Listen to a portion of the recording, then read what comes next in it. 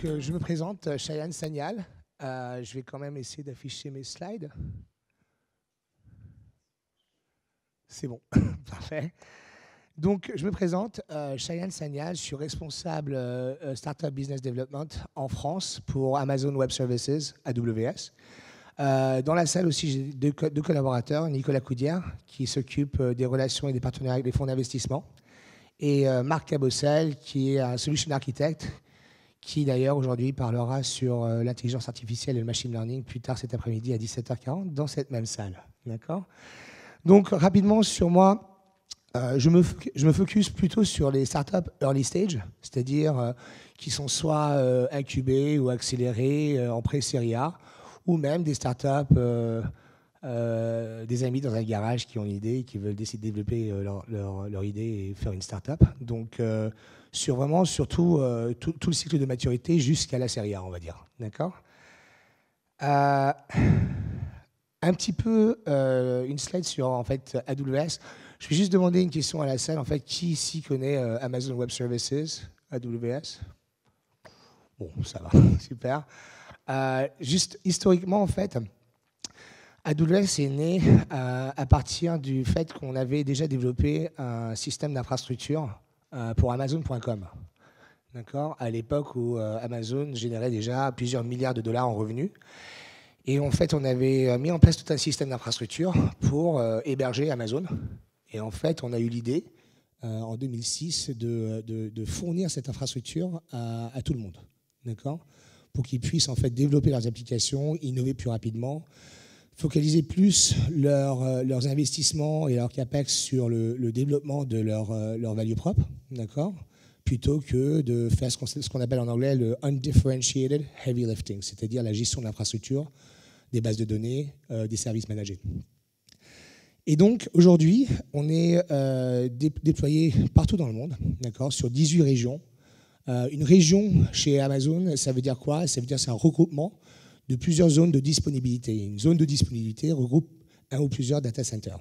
D'accord ? Donc en fait, quand on parle d'une région, on ne parle pas juste d'un data center, on parle d'une collection de data centers qui nous permet d'héberger des solutions d'une manière très résiliente. C'est-à-dire que si quelque chose tombe sur un data center, ça passe automatiquement sur une autre zone de disponibilité, ce qui permet d'éviter et de minimiser le downtime. D'accord ? Aujourd'hui, on a lancé notre région en France, donc en décembre 2017. Donc en fait, aujourd'hui, si vous voulez en fait héberger vos données en France, d'accord, c'est possible à travers la région Paris, d'accord. Ce qui veut dire que les données restent plus ou moins souveraines, d'accord, sur le territoire. Et bien sûr, avec l'arrivée de la RGPD, tous les services AWS sont bien sûr certifiés RGPD. On a une notion quand même sur la RGPD qui est une responsabilité partagée, comme la définition stricto sensu de la RGPD. Donc, on se porte garant sur l'infrastructure sur laquelle vos applications sont développées. Mais derrière vous, quand vous développez des applications sur AWS, il faut vraiment que vous aussi pensiez à être dans l'applicatif, d'accord, de protéger vos données avec les outils qu'on vous donne. D'accord ? Donc voilà, aujourd'hui, on a une dizaine de milliers de clients actifs, d'utilisateurs actifs sur AWS en France, d'accord. Mais aujourd'hui, en fait, on a un run rate. Un run rate, c'est en fait c'est le revenu d'AWS, d'accord. C'est à peu près 22 milliards de dollars par an, d'accord. Ce qui considérait qu'on est une entreprise qui s'est lancée en 2006. On a été une des premières entreprises IT, on va dire, à arriver à un run rate de 10 milliards de dollars le plus rapidement. D'accord ? On travaille énormément avec les startups. C'est là que naît en fait AWS. Si vous pensez à des startups comme Airbnb, d'accord ? Airbnb a démarré sa journée, sa journey sur AWS. À l'époque, c'était juste pour le stockage des images, d'accord, sur les logements, mais après, c'est passé sur les bases de données managées, etc. Et aujourd'hui, Airbnb manage 150 000 réservations par jour sur un parc avec 5 développeurs DevOps, d'accord, globalement. Donc, 5 personnes pour manager l'infrastructure, et le reste de leurs développeurs, c'est pour le développement de leurs produits et de leurs solutions. On a aussi beaucoup de startups françaises qui sont assez iconiques, qui se sont lancées sur AWS. Certaines ne sont plus des startups, donc Vente Privée ou TIDS, d'accord, ne sont plus des startups, effectivement, mais ont commencé avec nous. Et derrière, on a aussi des plus petites startups comme Nestor qui scalent sur AWS, mais on a aussi des grandes startups comme Slack, d'accord, qui tournent entièrement sur AWS. Donc, on a une très, très grosse expérience avec des startups. On adore travailler avec des startups parce qu'en fait, c'est elles qui nous poussent à innover. C'est avec des startups qu'on voit les nouveaux besoins, qu'on voit les nouveaux outils de développement dont les builders ont besoin. Et chez Amazon, on est très customer obsessed. Donc, on écoute nos clients. Et les startups, c'est une très, très bonne source pour nous de développement et de lancement de nouveaux services. C'est pour ça qu'aujourd'hui, on a un répertoire de plus de 125 services sur la plateforme. Ça peut être un peu troublant qu'on arrive sur la console la première fois pour voir sur quoi on commence. Mais derrière, on a des programmes de soutien, je vais vous en parler aujourd'hui, qui nous permettent de vous expliquer, de naviguer en fait l'étendue des services que l'on a pour que vous puissiez en fait focuser vos développements sur des aspects différenciateurs, d'accord, sur votre MVP, plutôt que sur ce qu'on appelle de l'infrastructure de base ou de la gestion de bases de données, etc., ou qui en fait n'apporte pas vraiment une valeur ajoutée sur la startup elle-même, d'accord. On travaille à travers l'écosystème. Donc, comment est-ce qu'on travaille avec les startups? En fait, pour la plupart du temps, on les rencontre à travers des incubateurs, des accélérateurs, des fonds d'investissement ou des grands campus tels que Station F. On a été les premiers à ouvrir notre bureau de mentoring à Station F l'année dernière. Et donc, aujourd'hui, vous pouvez venir nous voir, prendre rendez-vous et passer une heure avec un architecte ou avec moi-même ou Nicolas pour parler de votre stratégie de développement et puis on va voir comment on peut vous aider. D'accord ? Sur ces aspects-là, en fait, c'est des partenariats qui sont globaux. D'accord ? Donc, on travaille autant avec Y Combinator aux États-Unis qu'avec A16Z, encore en Californie, ou bien Cirela Capital ou Partech en France. D'accord ? Ça, c'est juste une petite liste avec des partenaires avec qui on travaille. Mais il y a une liste un peu plus étendue que vous pourrez regarder sur notre site internet. Ajustement. Alors, comment est-ce qu'on aide les startups? En fait, on a 5 programmes, mais un programme phare. D'accord? Le programme phare, c'est AWS Activate.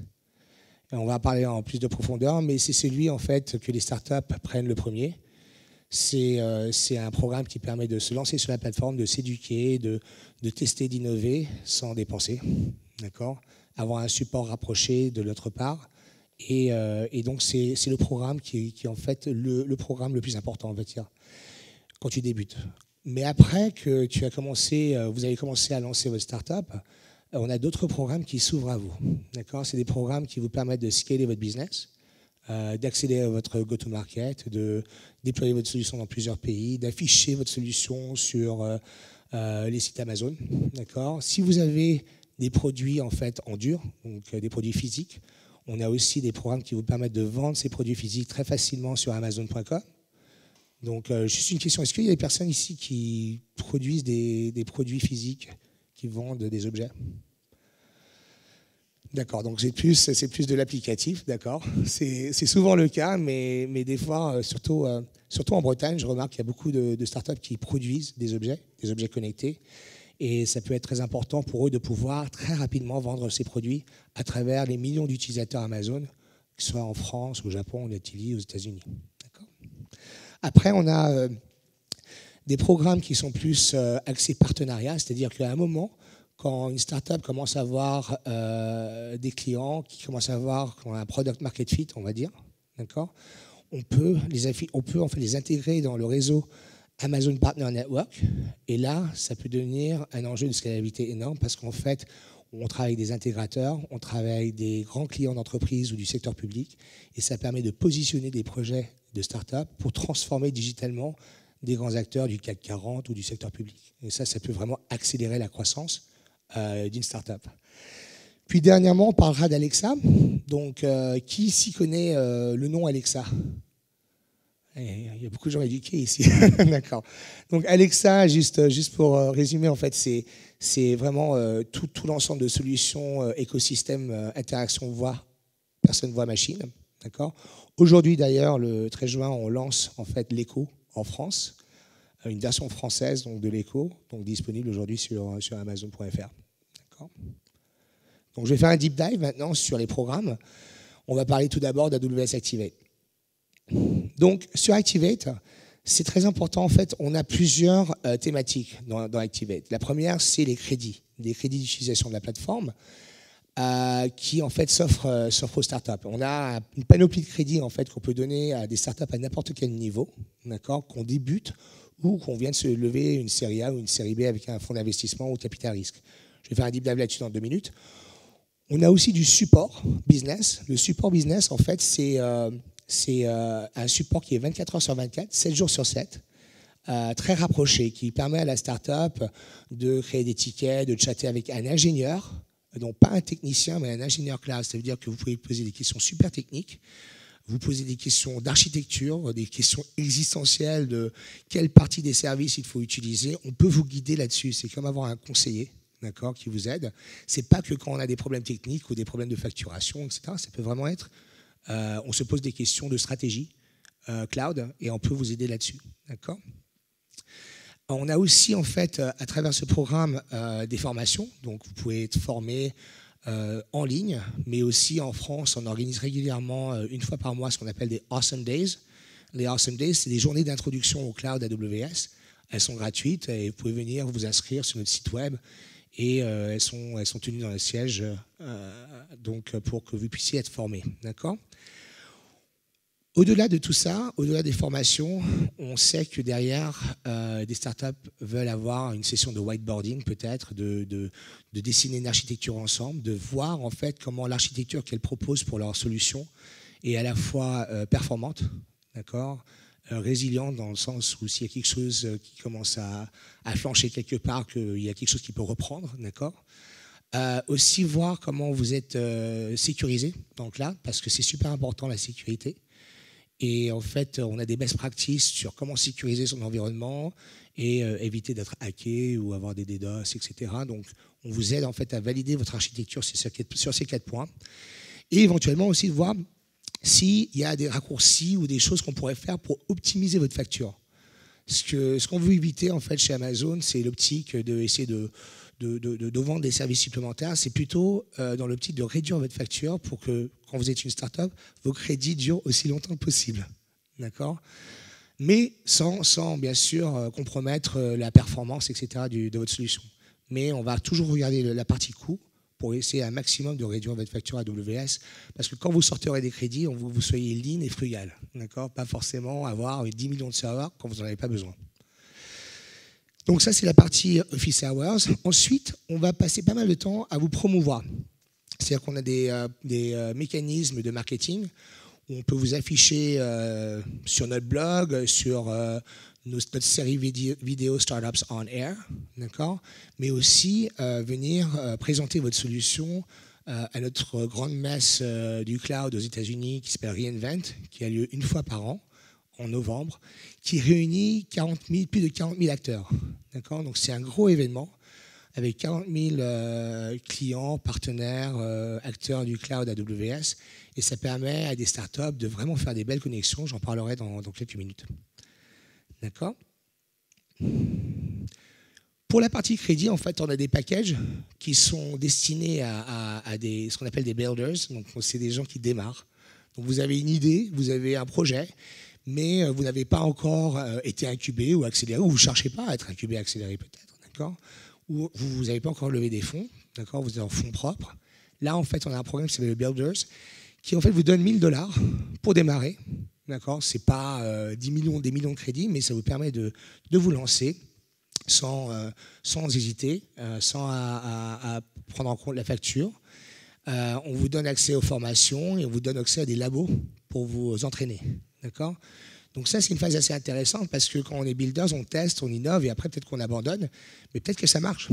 Et si ça marche, il y a des fortes chances que vous allez rejoindre un incubateur, d'accord, ou un accélérateur, ou même faire une petite levée seed avec un fonds d'amorçage. Après, bon, peut-être que vous ne le faites pas, vous avez un autre parcours. Mais si vous prenez ce parcours qui est assez typique, vous arrivez en fait à un deuxième niveau de crédit qui s'appelle les crédits activés de portfolio ou portfolio plus. D'accord ? Donc le crédit portfolio, c'est généralement ce qu'on voit avec des incubateurs, des accélérateurs, où en fait on peut obtenir jusqu'à 15 000 $ de crédits d'utilisation sur la plateforme, qui sont valides pendant 2 ans, plus 1 an de support business, donc 24 heures sur 24, 7 jours sur 7. D'accord ? Et ça, c'est super important parce que quand on commence à scaler, on va se poser des problèmes, on va peut-être rencontrer des problèmes de performance, on va vouloir optimiser l'architecture et avoir quelqu'un à 24 heures sur 24, c'est assez sympa pour pouvoir le faire. Voilà, donc ça, c'est après la partie Portfolio Plus.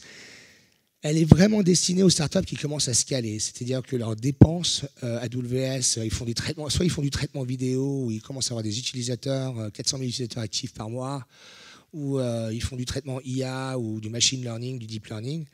Là, en fait, on ouvre le Portfolio Plus qui permet d'obtenir jusqu'à 100 000 $ de crédit sur 1 an. D'accord ? Donc, en fait, un très gros investissement, on va dire, de notre part à travers l'écosystème, parce qu'en fait, quand on devient distributeur, on va dire, d'Activate, que ce soit incubateur, accélérateur ou gestionnaire de fonds, vous avez la permission en fait, de prendre tous ces crédits à travers ces partenariats. Donc, un exemple, c'est Pumpkin. Pumpkin est une start-up française qui a été fondée en 2014. Et elle permet en fait le partage de paiement, les échanges d'argent entre particuliers. D'accord ? Ils ont aussi lancé une petite offre qui permet aussi de mutualiser l'achat de tickets pour des events, etc. Donc on va en concert ensemble. Et en fait, Pumpkin ont démarré sur Activate et ça leur a permis de faire pas mal de choses. Parce qu'au début, ils étaient on-prem. D'accord ? Ils ont pris les crédits Activate. Ça leur a permis de migrer, premièrement, du on-prem dans le cloud. Et derrière, d'optimiser. Donc, en fait, au début, ils avaient une base de données MongoDB, par exemple, qui était une base de données non structurée. Mais il s'avérait qu'ils faisaient beaucoup de requêtes structurées. Donc, ils voulaient passer sur une base de données SQL. Et donc, du coup, ils ont migré, en fait, leur MongoDB sur AWS Aurora, d'accord, qui a une version de PostgreSQL super optimisée en termes de perf et en termes donc exécution des requêtes et optimisée en termes de coût. Ils ont aussi pris l'occasion de déployer du Docker pour réduire leurs coûts en utilisant les services d'orchestration d'AWS sur les conteneurs Docker.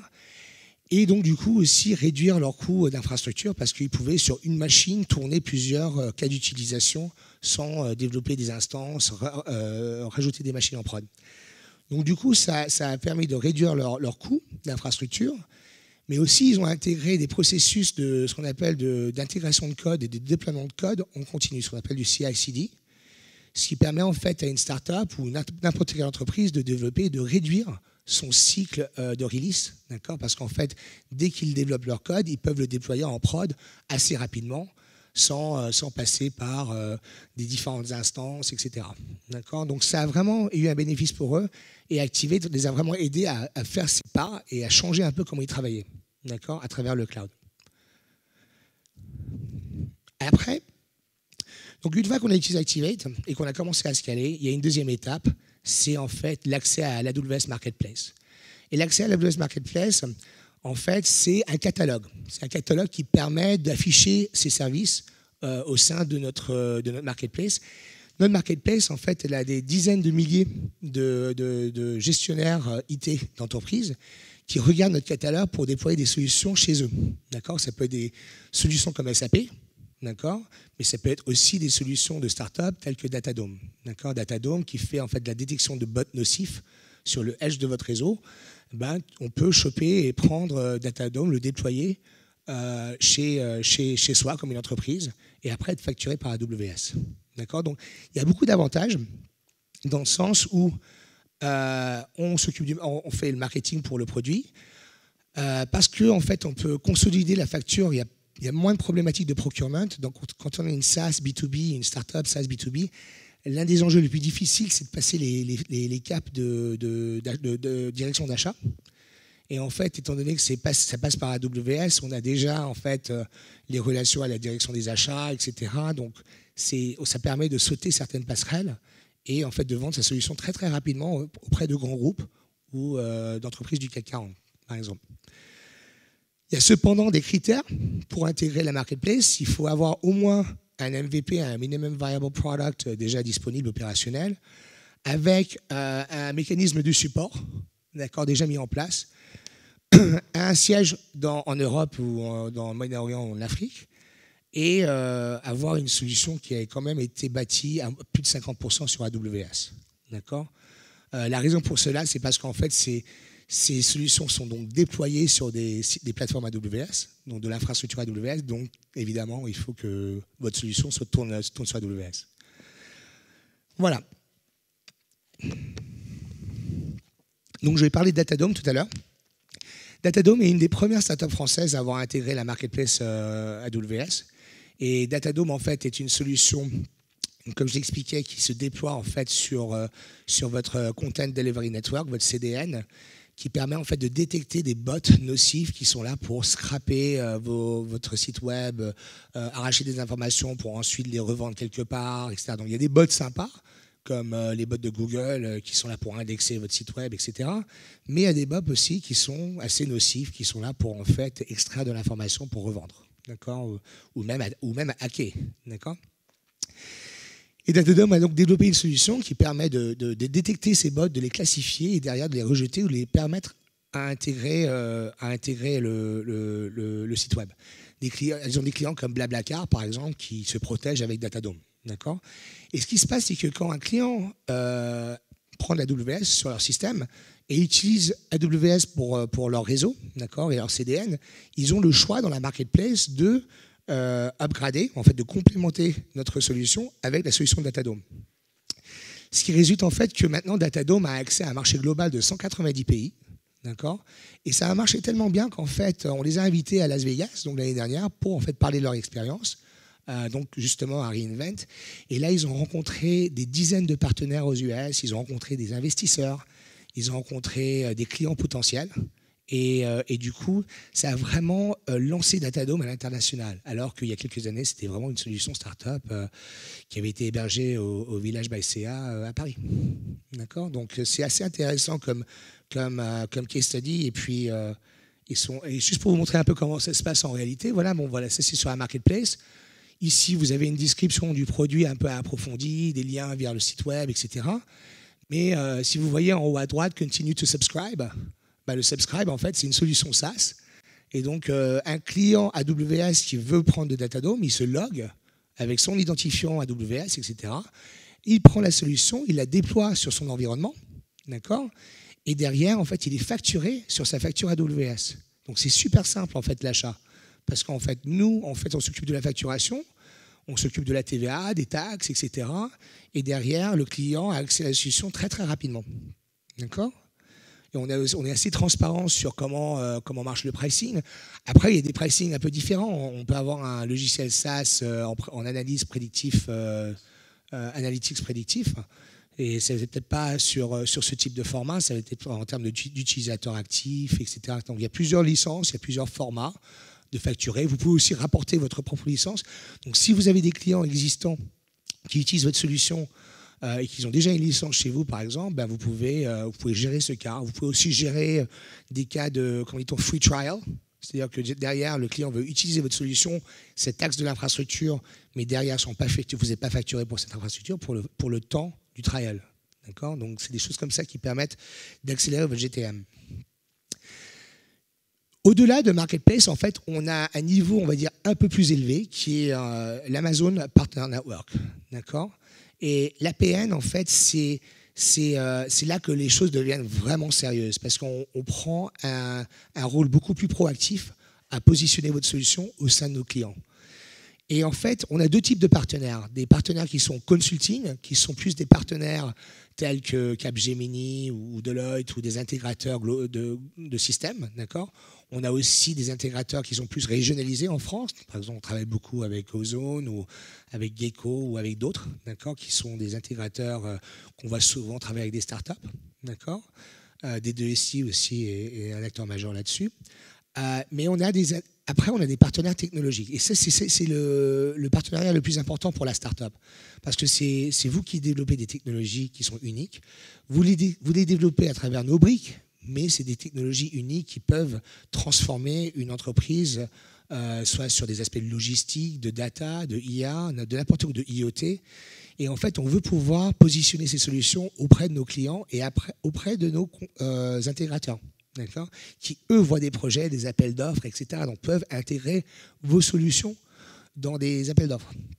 Et donc, n'importe qui peut s'enregistrer sur l'APN, mais l'enregistrement tel ne fait pas grand-chose. Hein. C'est juste, vous n'êtes même pas listé, c'est juste que vous pouvez commencer en fait à recevoir des informations de comment monter en grade. D'accord ? Donc, vous êtes enregistré, vous aurez un partner development manager qui peut commencer à vous suivre. Mais la vraie croissance vient quand vous arrivez au niveau standard. Au niveau standard, il y a des prérequis. Je vais essayer juste basculer le slide 2 secondes. Au niveau standard, en fait, il faut avoir au moins un produit en disponibilité générale. Donc, quand vous êtes en phase registered, vous pouvez toujours être en pré-vente. D'accord ? Vous êtes toujours en mode marketing. Vous n'avez pas encore décidé, vous n'avez pas encore de produit, mais vous avez l'intention de devenir partenaire. Après, en fait, il faut avoir 2 clients références sur AWS. Et ça vous donne droit à quoi? Ça vous donne en fait à un listing, ça vous donne accès à des fonds pour des formations pour vos équipes. Ça vous donne aussi, ça vous rend éligible à ce qu'on appelle du funding pour des POC. Donc, si vous faites un POC avec un client du CAC 40, etc., ça coûte un POC. Ben, en fait, on peut vous subventionner ce coût de POC pour éviter que ça vous coûte quelque chose jusqu'à ce que vous gagnez le contrat. D'accord ? Et puis après, ça peut évoluer de plus en plus. Là, il faut commencer à avoir de plus en plus de références, de plus en plus de personnes formées, on va dire, et derrière, avoir commencé à générer des revenus en partenariat avec nous, d'accord, qui s'élèvent à plus de 50 000 $. Et là, vous commencez vraiment à avoir du co-marketing, on va faire des events ensemble, on va co-sponsoriser des events, on va s'aider, d'accord. C'est comme ça qu'on évolue chez APN. Et donc, par exemple, Datadome, qui a commencé sur la marketplace cette semaine, donc, est passé APN et va commencer à bénéficier de beaucoup plus de support, d'accord, au-delà de ce qu'on leur donnait déjà, pour se rapprocher de nos clients, d'accord. Et pour terminer, non, pas pour terminer, juste avant l'avant-dernier programme, c'est Launchpad. Je ne vais pas passer beaucoup de temps sur Launchpad parce qu'il n'y a pas beaucoup de gens qui font des produits physiques, mais ça, c'est vraiment le partenariat que nous, on a avec Amazon. D'accord ? Donc, quand on est une startup qui a un produit physique, ça permet de lancer son produit très rapidement, d'être découvert sur notre plateforme, donc sur Amazon, de vraiment développer son image de marque et derrière de pouvoir être instantanément global. D'accord ? Ça veut dire que dès lors qu'on met un produit d'une startup sur Launchpad, ça peut vraiment réduire de 2 ans le temps de go-to-market d'un produit B2C. D'accord ? Parce qu'ils ont accès à tous les clients d'Amazon. Et ce n'est pas juste un listing, on fait des bannières spécifiques, on fait des highlights sur la homepage d'Amazon. C'est localisé, donc vous verrez sur Amazon.fr, il y a une section dans la homepage qui s'appelle nos startups favorites. D'accord ? Ben, c'est des startups qui sont sur Launchpad.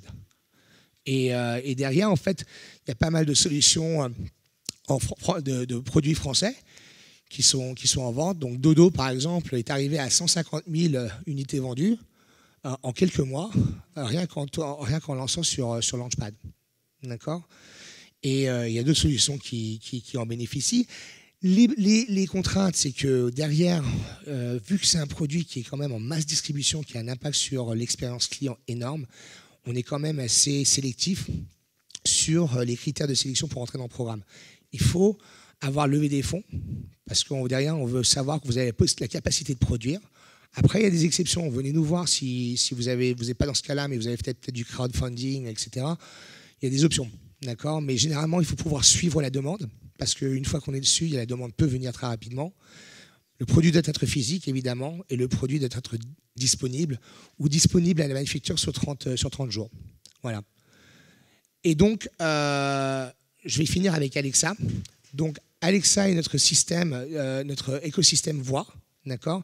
Il y a plusieurs années, en 2015, on a vu que la voix devenait une des méthodes d'interaction avec les applications très importantes. Donc, on a beaucoup misé là-dessus. Et on a sorti les Amazon Echo à peu près à ce même temps, et donc des produits qui permettent d'automatiser la maison, de pouvoir poser des questions, de jouer, de communiquer. D'accord ? Et sur l'écosystème, en fait, on a 2 choses. C'est l'Alexa Skills Kit qui permet en fait à des développeurs d'applications, en fait, c'est tout comme en fait l'iPhone et Android ont des App Store, d'accord ? L'Alexa Skills Kit permet de développer des apps, en fait, voix. D'accord. Et puis l'Alexa Voice Service, ça permet en fait d'imbriquer les technologies d'Alexa dans vos objets. Donc par exemple, Sonos, les speakers Sonos intègrent Alexa dans leurs speakers.